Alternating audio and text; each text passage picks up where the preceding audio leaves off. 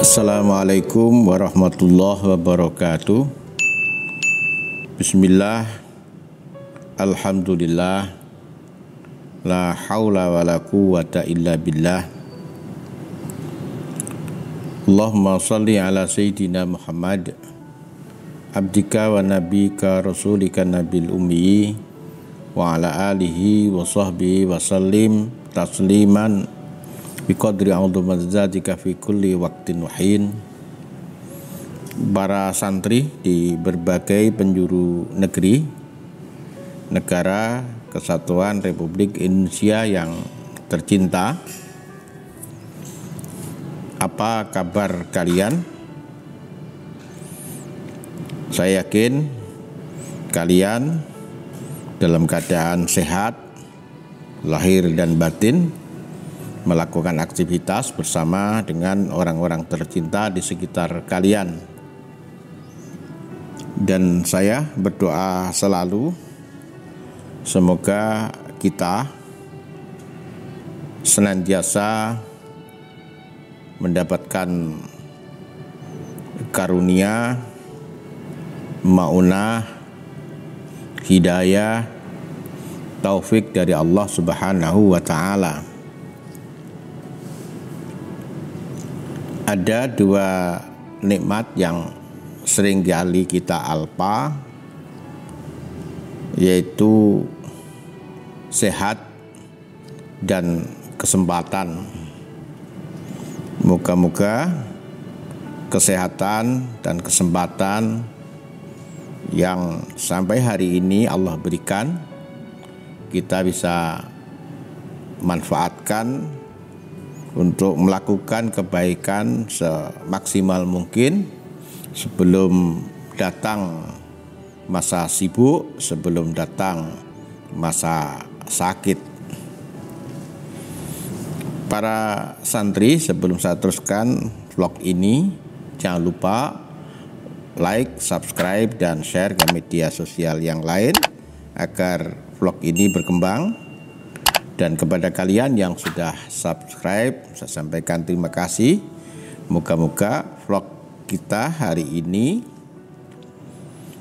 vlog yang berbicara tentang para sahabat-sahabat utama Gusti Kanjeng Nabi Muhammad sallallahu alaihi wasallam, bisa memberikan teladan terbaik bagi kita, sehingga hidup kita, perjalanan kita tidak kehilangan arah. Ada panduan yang memudahkan kita untuk menempuh jalan yang lurus menuju ridha Allah Subhanahu wa Ta'ala. Para santri, orang ini masuk kota Mekah dengan menyamar. Alasannya, pertama, ia dari suku Ghifari yang sering mencegat kafilah dagang orang Quraisy dan merampoknya. Kalau orang Quraisy tahu bahwa ia dari suku Ghifar, bisa-bisa akan menumpahkan kemarahannya kepada orang ini. Yang kedua, mengapa diam-diam?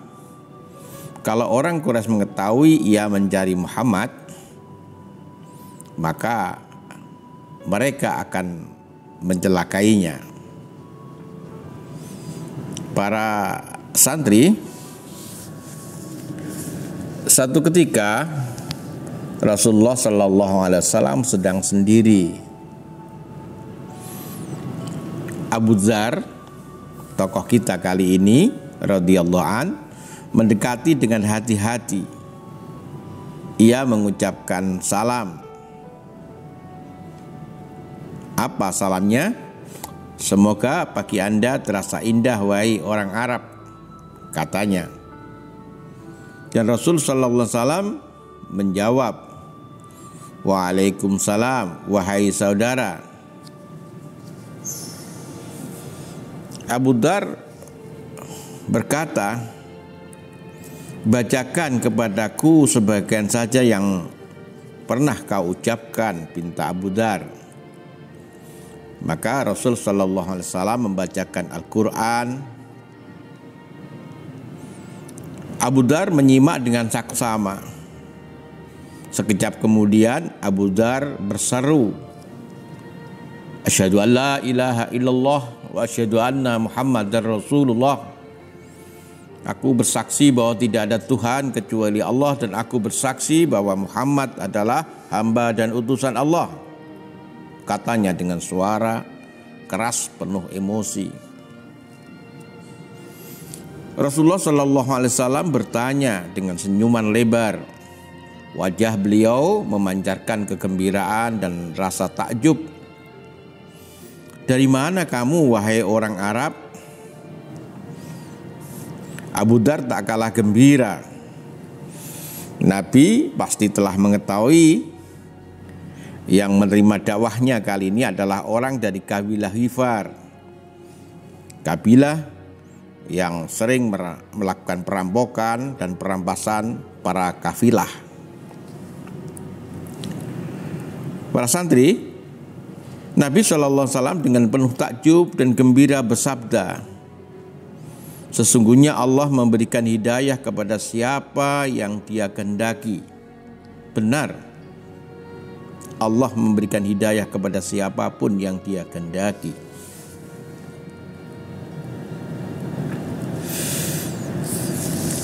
Abu Dzar atau Jundun bin Junadah radhiyallahu an termasuk orang yang pertama-tama masuk Islam, mungkin yang kelima atau keenam. Tiap Nabi SAW menyampaikan ajarannya dengan sembunyi-sembunyi. Hanya dia dan 5 sahabat yang lain yang mendengarkannya. Tapi tak tampak keraguan. Dalam dada mereka telah tumbuh berkembang dengan sempurna keimanan kepada Allah Subhanahu wa Ta'ala dan Rasul-Nya. Para santri, Nabi SAW memerintahkan kepada Abu Dzar radhiyallahu an untuk pulang ke kabilahnya untuk berdakwah. Kata Nabi, "Pulang dan tinggallah bersama kaummu sampai kamu mendengar kabar tentang diriku. Dan hati-hati, jangan ketahuan orang-orang kafir Quraisy." Pesan Nabi. Dada terlanjur menggelora, tak bisa mengendalikan diri. Kenapa kebenaran mesti harus ditutupi? Kenapa kita takut terhadap keburukan dan kebatilan? Abu Dzar radhiyallahu an masuk masjid dan mengucapkan dengan suara sekeras-kerasnya, "Asyhadu an la ilaha illallah wa asyhadu anna Muhammadar Rasulullah." Orang-orang terperengah. Ucapan keras pertama dan terbuka oleh orang asing, tak punya pelindung, tak ada saudara, tak punya kedudukan. Spontan orang-orang datang mengeroyoknya dan memukulinya hingga terkapar. Darah meleleh di wajah dan sebagian tubuhnya.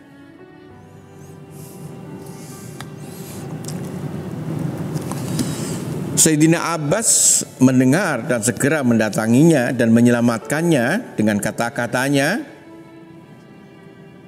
"Kalian itu pedagang dan kalian akan melewati suku Ghifar. Kalau kamu menyakiti satu dari mereka, maka terputuslah jalan dagang kalian," kata Sayyidina Abbas. Para santri, Nabi SAW berhijrah.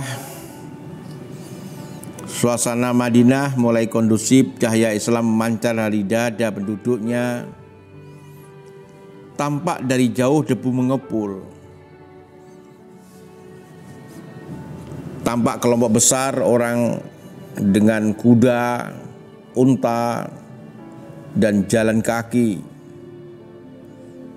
Kalau saja tak terdengar kalimat Allahu Akbar, Allahu Akbar, Allahu Akbar, maka akan dianggap musuh yang akan menyerang. Makin dekat rombongan itu hingga jelas ternyata itu adalah kabilah Ghifar dan Aslam yang terdiri dari laki-laki, perempuan, tua, muda, bahkan anak-anak kecil, semua masuk Islam. Pantas Nabi SAW dahulu takjub dengan keislaman Abu Dzar radhiyallahu an.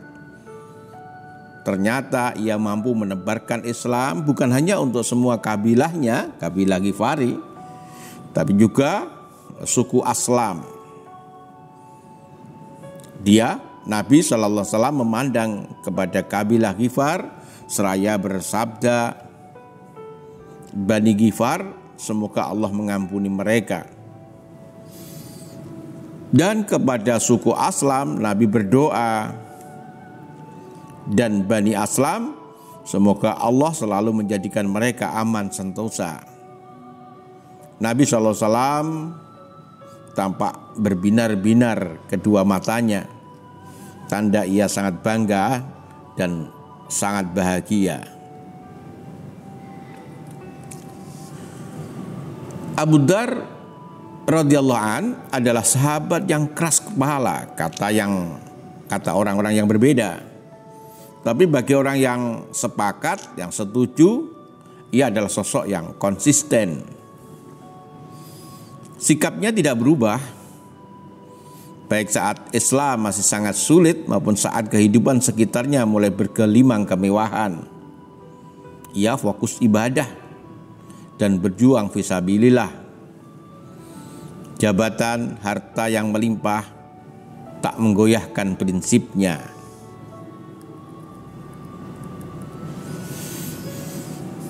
Prinsipnya mendapat ruang keyakinan saat negara dipimpin oleh Abu Bakar radhiyallahu an, Umar radhiyallahu an. Suruhan untuk hidup sederhana, zuhud terus digemakan.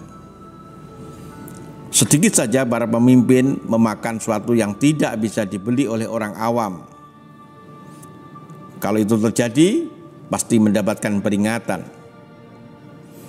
Tapi ketika penyebaran Islam meluas, penaklukan menjangkau wilayah yang jauh, kehidupan yang tidak ia kenal mulai terlihat, kemewahan, berpoya-poya, cinta dunia, semangat keikhlasan meluntur. Abu Dzar mulai gelisah. Para santri, ia datangi markas kekuasaan paling kuat dan sangat disegani, di mana Muawiyah bin Abi Sufyan berkuasa penuh di Syam. Di sana melimpah harta benda karena kesuburan tanahnya, produktivitas rakyatnya, kekayaan masyarakatnya, juga harta fai yang melimpah. Muawiyah membagikannya tanpa hitungan untuk menundukkan musuh-musuh politiknya, untuk kelanggengan kekuasaannya. Abu Dzar radhiyallahu an datang dengan tanpa tedeng aling-aling mengingatkan tentang bencana yang akan menimpa ketika kemewahan hidup menjadi daya membadi gaya hidup para pejabat. Para santri, alhamdulillah Abu Dzar bisa agak menahan diri. Peringatannya kepada para pejabat tidak menyulut pemberontakan.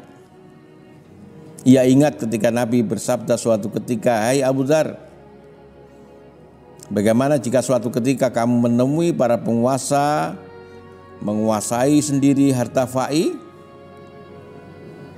Abu Dzar radhiyallahu an menjawab, "Kalau demikian Nabi, demi zat yang mengutus Anda dengan kebenaran, pasti aku akan penggal lehernya." Tapi kemudian Nabi SAW mengingatkan, "Maukah aku beritahukan yang lebih baik dari jawabanmu? Sabarlah sampai kamu menjumpai aku." satu kalimat singkat yang menggetarkan dada Abu Dzar, yang selalu bisa menahan hatinya, selalu menginspirasi untuk lebih bersabar.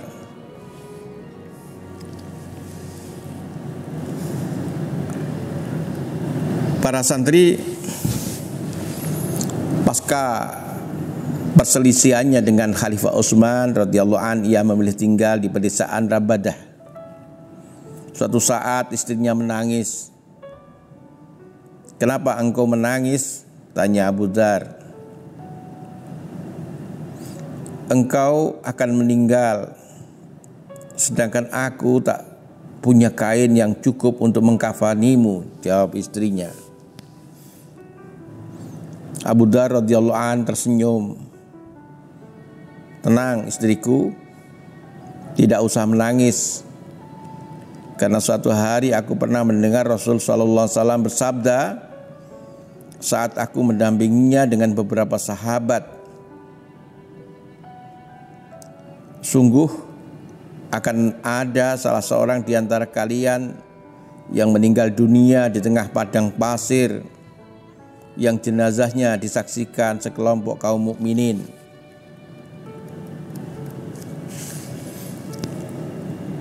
Semua sahabat yang menemani pada saat itu sudah wafat semua istriku. Tak ada yang tersisa kecuali aku. Dan lihat aku menyambut kematian di padang syahara. Coba kamu lihat ke jalan, niscaya kamu akan menjumpai sekelompok kaum mukminin yang mendatangi kita. Demi Allah aku tidak berbohong dan tidak mungkin dibohongi." Demikian ujung kalimat sahabat mulia itu. Benar, ada sekelompok kaum mukminin yang dipimpin oleh Abdullah ibnu Mas'ud. Ibnu Mas'ud radhiyallahu an tak kuasa membendung air matanya. Ia berkata, "Benarlah Rasul sallallahu alaihi wasallam, engkau Abu Dzar radhiyallahu an berjalan sendirian, mati sendirian, dan akan dibangkitkan sendirian." Para santri, Abu Dzar Al-Ghifari adalah as-sabiqun al-awwalun, orang yang dijamin masuk surga, orang kelima atau keenam yang masuk Islam. Ia menunaikan perintah Nabi untuk berdakwah di suku Ghifari dan suku Aslam, dan ia tunaikan itu dengan sepenuh jiwanya dan berhasil. Kelihatannya kehidupan duniawinya tidak seperti para sahabat yang lain, tapi sampai ujung hayatnya ia memegang sebuah prinsip. Bahkan Rasulullah SAW mengajarkan kepada Abu Dzar, "Bersabarlah Abu Dzar, sampai kamu ketemu aku di akhirat." Terima kasih atas perhatiannya. Assalamualaikum warahmatullahi wabarakatuh.